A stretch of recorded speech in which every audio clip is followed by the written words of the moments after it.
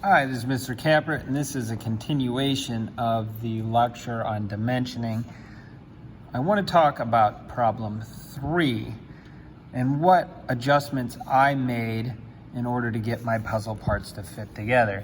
Once again, I had a 1/4 inch for the prong, 1/4 inch for the gap, and they did not end up fitting together.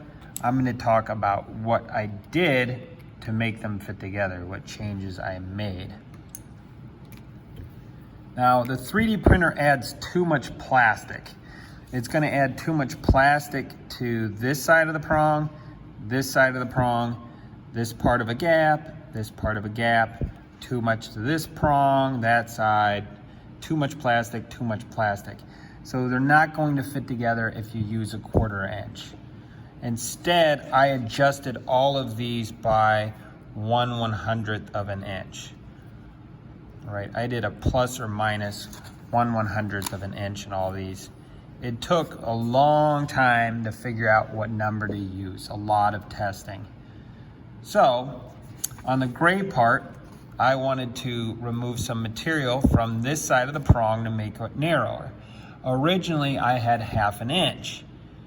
Instead, I made the adjustment of adding 100th to it and making it 0.51 inches instead. That will move this up, this dimension up, and trim some off the bottom edge of the prong.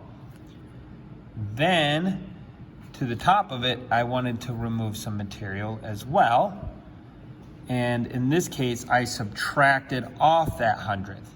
So instead of 3/4 of an inch, I did 0.74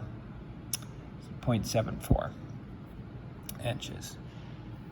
Now, and I found that works perfect. And then I did the same thing to the gap to make this look nice and even.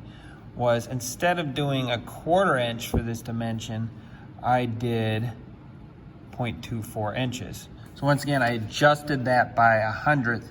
You're really going to have to think about this when you do it and think of what number would make this gap wider, what numbers would make this prong narrower.